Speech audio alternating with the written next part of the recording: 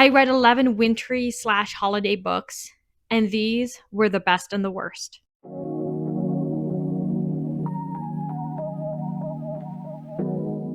Hello, everybody. Welcome back to my channel, Eclectic Reads.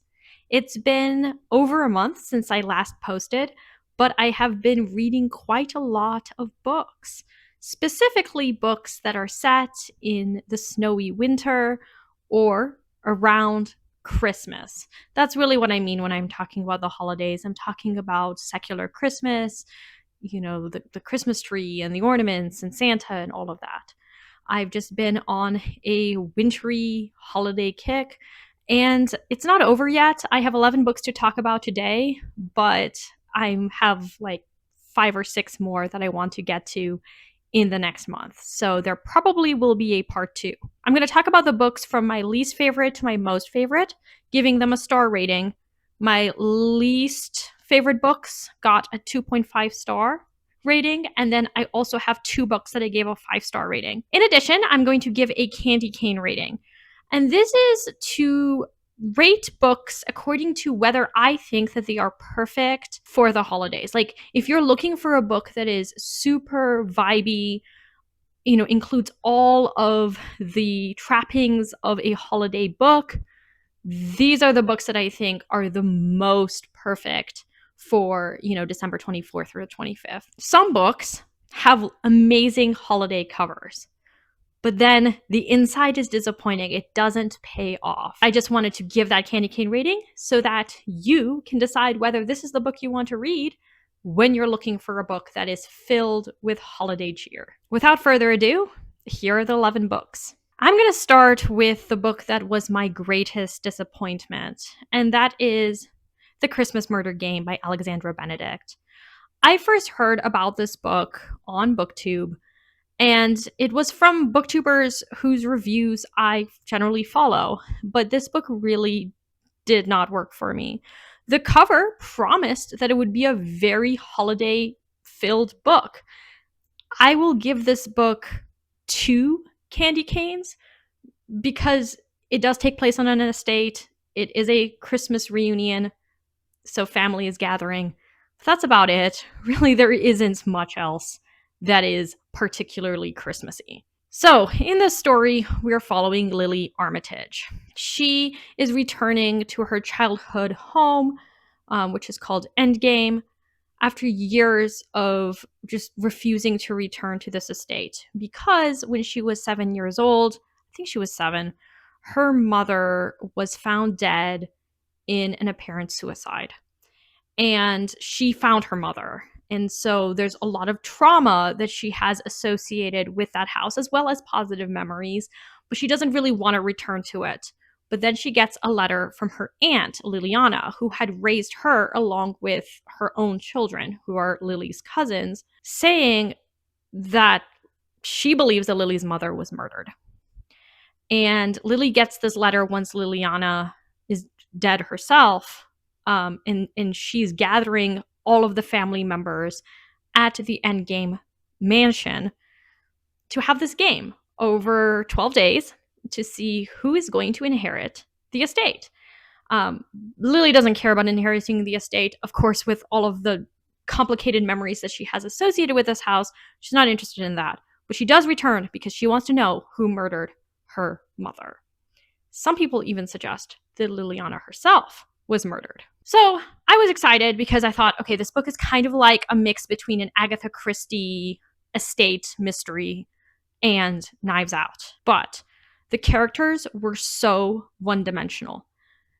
You would know one thing about them, and that was their entire identity. So, for example, Liliana has had 2 children. The oldest is Sarah, who is a narcissist with a capital N. She is awful. Like, it's almost like a caricature of a villain. Like, everything she says is so insensitive, so disgusting. Like, I was hoping for some redeeming qualities in her, and there are absolutely none. She has a brother named Gray, I think is his name, and he is the introvert who never speaks up, never stands up for himself. He's a funeral director, but he's basically invisible in the story. There is also another set of cousins whose parents died in a car accident when they were young, Thomas is Thomas and Rachel are the two kids. They're obviously all adults now. Thomas is a therapist, and that's like all we know about him. And Rachel is a lesbian, and that, I mean, she has a wife. That's literally all we know about her, is that she has a wife and she loves her wife. Like, that's it. I know nothing else about her. So the characters are so flat that I didn't connect with any of them. Now, I know that I feel like on BookTube I'm a slower reader, that I get through fewer books than most people. But even so, I was slogging through this book that is less than 300 pages, I think. It took me forever, and I thought maybe it's me, but it's the book. There's also some illicit relationships happening, of the incestuous variety. So I will just leave it there. I predicted who the killer was, at least partially, but I do not recommend it. I don't recommend it either for just the story itself. I think it was 2.5 stars. I'm very generous. I rounded it up to a 3 on Goodreads. And also just as a holiday book, I gave it 1 candy cane because, again, it's not really holiday-like. It has a really beautiful cover, but no substance. There's also the premise of Lily having to solve a bunch of riddles every single day. And the riddles are just so hard to solve. Like, how in the world did she solve all those riddles? Like, didn't believe it for a minute. So, okay. I'm done talking about this book. 2.5 stars. Next, Bright Lights, Big Christmas by Mary K. Andrews. So this was a Christmas time romance. Around this time of year, I do feel like trying some romances, more low spice romances. And the premise sounded interesting to me. So we're following Carrie. She grew up in Western North Carolina on a Christmas tree farm. She's returning to that Christmas tree farm after a layoff, and she also had a breakup. Her brother, who's a few years older than her, has been helping her father out on the Christmas tree farm. His name is Murphy. He's a grump. Honestly, I wish the story was about him and his romance because he's much more interesting than she is.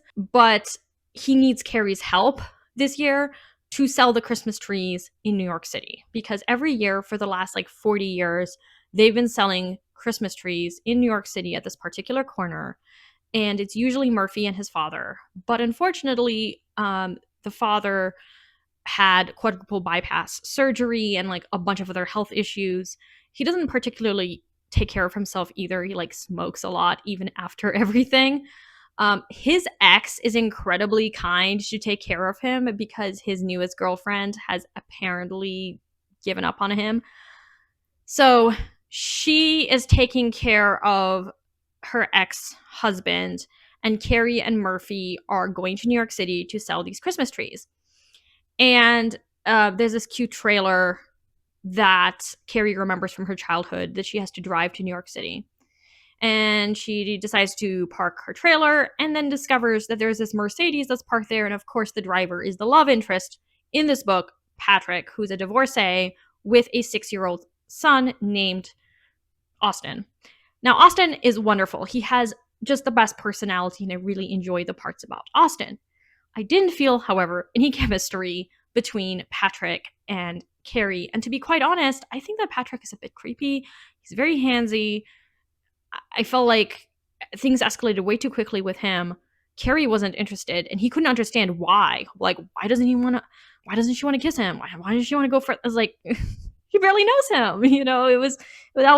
The romance wasn't great. I did enjoy the parts where they're selling Christmas trees.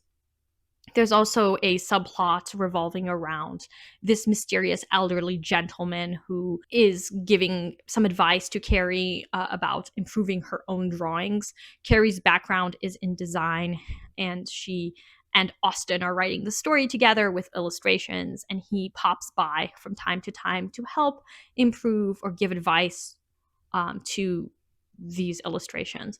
I like that part. Carrie is an incredible knack for business because she makes these wreaths that cost $200 and they're selling like hotcakes, even though there's a wholesaler across the street selling cheaper Christmas trees and cheaper wreaths.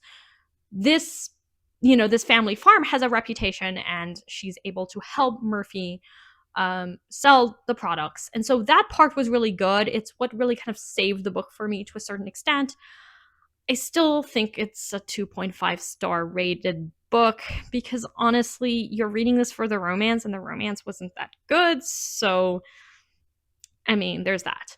In terms of candy cane rating, I would rate this a 4 out of 5 candy canes because it does take place, I think, before Christmas, but we still have a wintry atmosphere. We have Christmas trees that are being sold.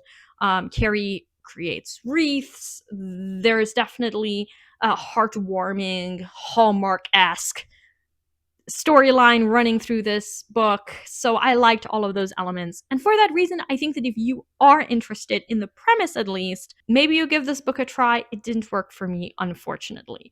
I would be interested, however, in reading The Santa Suit, which is another Christmassy romance that Mary Kay Andrews wrote. Well, I've been rambling a lot, so hopefully we can get through the next books a little bit more quickly. For the 3-star rated book, I have Christmas at the Marshmallow Cafe by C.P. Ward. C.P. Ward has written quite a few books that revolve around Christmas. They have really wonderful covers. This is like book 4 or something in the series, but really each book is like a standalone book. I thought this was a romance. It is not really. I mean, there is like a romance. There's also like a mystery element. There's also like a finding yourself kind of book. It's hard to kind of pinpoint exactly what type of book this is, but it is a holiday book. So I will say this is the book to read in December. I would give it probably 4.5 candy canes. It's very festive. We're following this middle-aged woman named Bonnie who thinks of herself as she's, I don't know, 95 years old because she's constantly talking about how old she is. She's like in her early 50s. So that's a little bit irritating, but I also understand that she is depressed to a certain extent. Her husband had left her and her kids took his side. She is working as a grocery store clerk. She's poor. She feels like she has no hope. And then she gets a letter from her uncle, from her uncle's lawyer, saying that she has inherited his Marshmallow Cafe, which is the name of this coffee shop, and it's in a Christmas village. Now, she had never gone to the Christmas village, but she'd heard stories about it as a child. So she's really interested. And her friend, who is considerably younger than her, Debbie, she's like in her early 20s, and a goth, or is she punk? I don't know the difference, but she wears black a lot.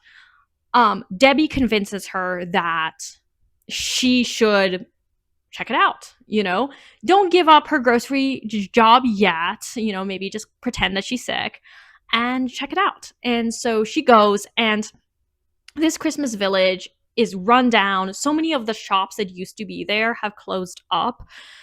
The Marshmallow Cafe was still doing well, but it was like one of the few things that were doing well. It's definitely a very Christmassy, holiday-filled amusement park, basically. There's rides, there are people in, there are characters, so elves and a Santa, and there's this one guy who has like a xylophone on his back that he can play.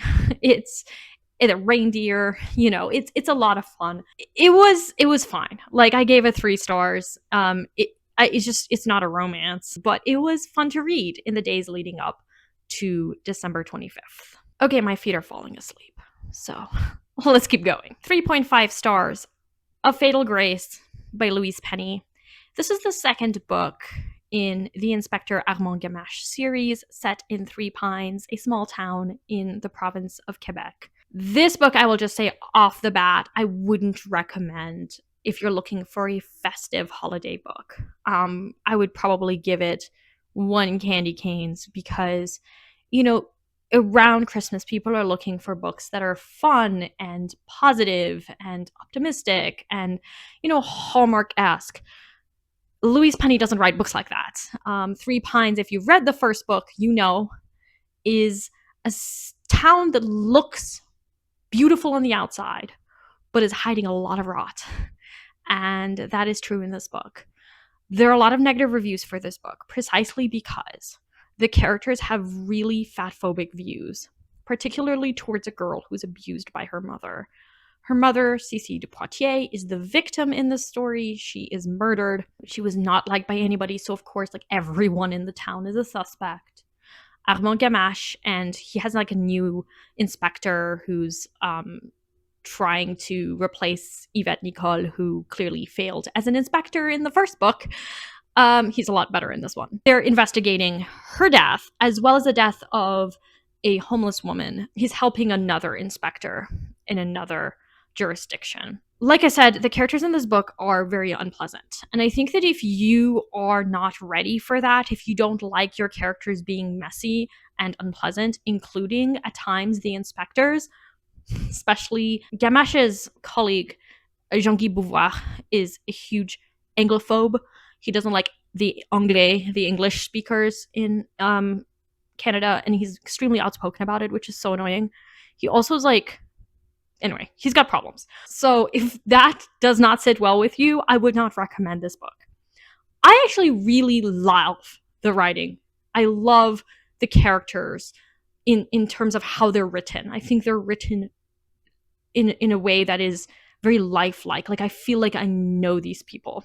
And I was really enjoying it. I was going to give it 4 stars, but there's like one reveal and then there's like a follow-up reveal. And like the first reveal I was like really satisfied with, but then the follow-up reveal I was like, I don't see that.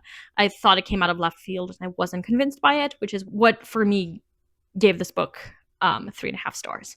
I will of course continue the series, but again, if you're looking for a festive read, this is not it. It's set in winter, but it's like the winter is bleak and dark and awful, and the people are awful, and everybody's awful, and there's murder. So, yeah, one candy cane. That's what I would say. All right, another 3.5 star book was A Tough Nut to Crack, which is book 5 in the Spicetown Cozy Mystery series by Sherry Ritchie. I have never talked about this series before. However, Welcome to Spicetown, which is the first book in the series, is one of the very few cozies I have read twice. I read it last year now, January 2025, and I read it the year before. And it is the coziest series. It's set in this small town in Ohio. We're following Cora Mae Bingham, who is the mayor. She was a 5th grade teacher, but her husband, who was the mayor, died, and so she was elected to replace him because he was well loved and people kind of knew her, and so she was elected, and she has all these ambitions about what she wants to do in the town. She has turned this popcorn factory into a community center, and they're going to be putting on a play, and she also wants to put Christmas trees in like basically everywhere in town hall, as well as in the police precincts, even though the police don't really care about that, but she like wants to make that happen. There's the chief of police, Conrad Harris. Like, he's not the love interest because they're not dating, but like they should. They should be dating. I mean, I'm still waiting for them to get together. They work together to try to solve various mysteries in this town. In this book, there is a major crime, drugs. And the drugs, of course, are a problem everywhere, but drugs have come to the small town. Conrad Harris has been basically hired in a sense, or recruited in a sense, by the principal of the high school to figure out like who has been selling drugs. Now, he doesn't technically have the right to do a lot of things that he does. Like, he doesn't have a search warrant. His dog is not like an official police dog. The principal just has him come in and try to figure out who did what. There are some funny parts in the story. It is certainly very festive. I would give it 4 candy canes. It is not the best in the series. That's why I gave it 3.5 stars. But I cannot more highly recommend the series. Like, I love this series. And the first book, Welcome to Spicetown, to me is just perfection. Like, I love that book so much. I don't know what it is, but I think that if you're looking for a cozy mystery series, this series is it. And the final 3.5 star book is The Life and Adventures of Santa Claus by L. Frank Baum. And of course, this book gets 5 candy canes because it's a retelling of the origins of Santa Claus, written by, yes, the author of The Wizard of Oz. He published this book in like 1904. And it was a lot of fun. It was fun to see how Baum explained the origin of all of the different elements of the Santa Claus story. Everything from like, who is Santa Claus? Where did he come from? To, why do people hang stockings on their chimneys and have Christmas trees and like everything. It is not a Christian story at all. It's definitely like more pagan. Basically, Santa Claus was a mortal baby who was adopted by an immortal nymph, and then one day the great woodsman, who's like the god who like rules the forests, allows Claus to tour the world and see the world, and he comes to discover that there are all these children who are poor, who don't have anything to play with, and he decides to make toys. And then every time he like faces some kind of a obstacle, the immortals will come in and help him. So there is a lot of that Deus ex machina in the book, which is why I ultimately gave it 3.5 stars. But I think it would be a really fun one to read bits and pieces of to your kids, or just read yourself around Christmas. And I think I read it Christmas Eve. I think I read it Christmas Eve. So it was definitely a 5 candy cane book. All right, now for the 4-star books. The Candy Cane Caper by Josie S. Kilpack. This is, I don't know, like book 12 or something in a series, but it doesn't matter. It's okay, if you haven't read the other books. We're following Sadie, who is incredibly nosy to the point of it being cringy. Like, I can see why people don't like this book, because there are so many times when I'm like, whoa, is she crossing so many lines to do this? Like, this is so inappropriate. The questions she asks, the crimes she commits so that she can learn things. However, I really enjoyed this book. It is actually highly festive. I would give it 4 candy canes. In this story, Sadie is friends with this elderly woman. She's like in her 90s. She has terminal cancer and she's in hospice. She also has incredibly valuable ornaments on her Christmas tree. When several of them are stolen, Sadie decides to take it upon herself to investigate, because she used to be a private investigator. Like, used to be, like in the past. She's currently an author. And even though her husband, who is at the time in Phoenix or something, working on some case, is telling her, like, stop breaking the laws, you need to call the police, she's like, nope, I can handle it myself. And she does. And I was satisfied with the ending. I did predict it, but I thought it was a good mystery. And it also deals with a very complex relationship between a mother and her daughter. Mary, who is the elderly friend, her relationship with her daughter Ivy is not good. And Sadie, of course, because she has to put her foot in her mouth and has to say things that just are not her business, tries to mend their relationship, and you can see what happens there. Mary has decided not to give the fancy ornaments to Ivy, but to give it to her granddaughter. And I think her granddaughter's name is like Josie or something. I forget. Anyway, I gave it 4 stars. I would read other books in it. I mean, I get that all the problems with Sadie, but I also feel like that's the point. I think she is supposed to be very cringy in that way, very nosy. At one point, she is recruited to play Mrs. Claus, and it is extremely funny. So, yes, and it's a great book to read around the holidays. Another 4-star book, Everyone This Christmas Has a Secret, which is book 3 in the Ernest Cunningham series by Benjamin Stevenson. This book I would give 1 candy cane. I mean, there's not really anything Christmassy about it. I don't remember anything Christmassy about it.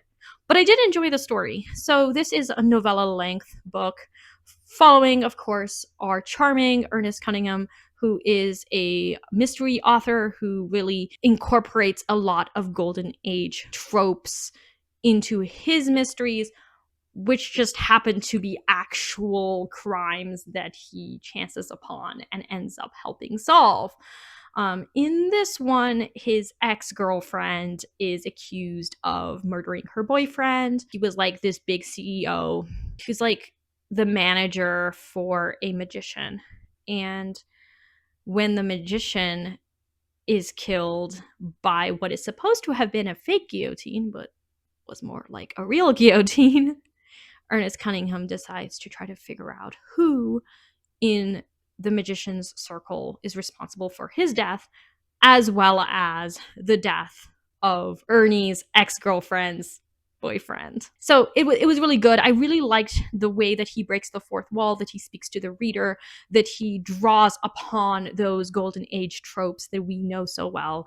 I would recommend this entire series. I've enjoyed every single book, and I can't wait to see what comes out next. And the final 4-star book I want to talk about is Hercule Poirot's Christmas by Agatha Christie.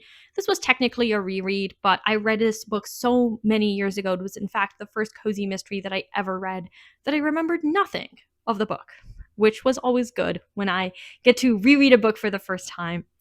I would give this book actually 2 candy canes in the same way that The Christmas Murder Game is only really Christmassy because it's a family reunion. Like, similarly, this is a family reunion. Like, that's the only thing that's Christmassy about it.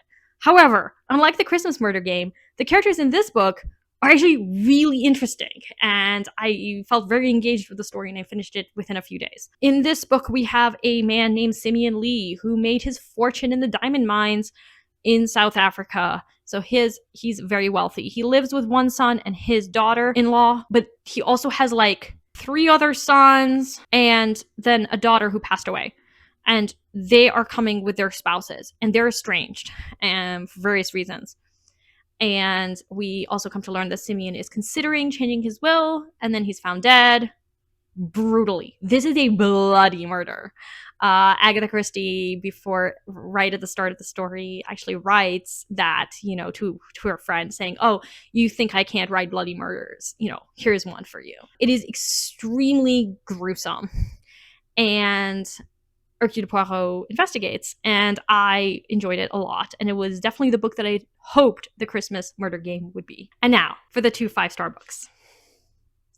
The first is Mrs. Claus and the Very Vicious Valentine by Liz Ireland, which is book 6, I think, in the Mrs. Claus series, which follows April Claus, just a normal, regular human being who happens to marry Santa Claus and lives in the North Pole. And she has brought her friend, Claire, to the North Pole, and Claire is about to marry Jake Frost, who is a distant relation to Jack Frost. He's like somewhere between an elf and a human, and he lives in this like wilderness region of the North Pole where there are abominable snowmen and other like outlaws. He's also a private investigator. And so she's about to marry him, and April Claus is in the bridal party. But her other friend, Juniper, who is an elf and who has a very unfortunately terrible taste in men, is dating Sterling Redwinkle and even thinking about getting engaged to him. But then he dies from a poisoning. There's a corsage that she's about to put on him, and it had some poison and it killed him. So, of course, Juniper is now accused.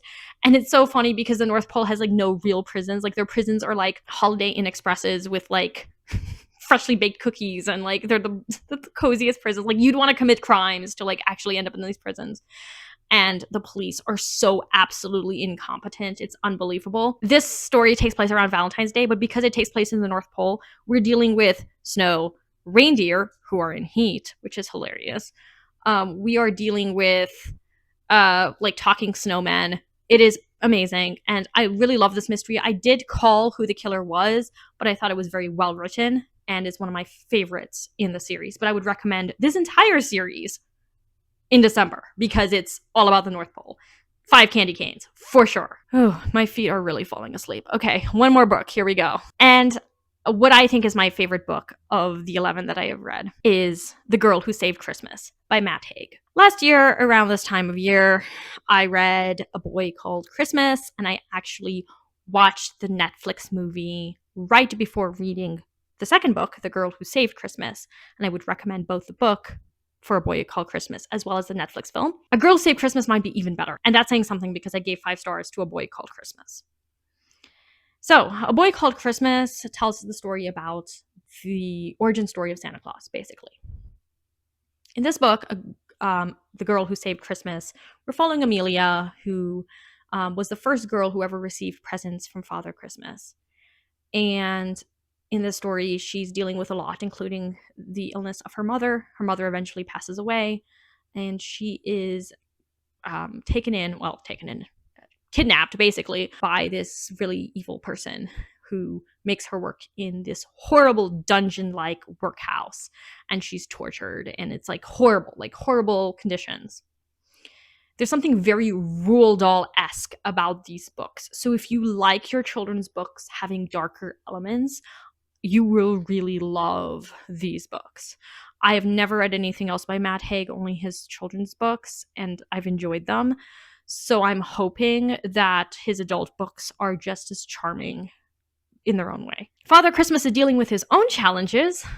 He wants to help Amelia, but he can't get his sleigh off the ground for a few reasons. Number one, there's some trolls that have been invading Elfhelm and destroying everything, including his sleigh.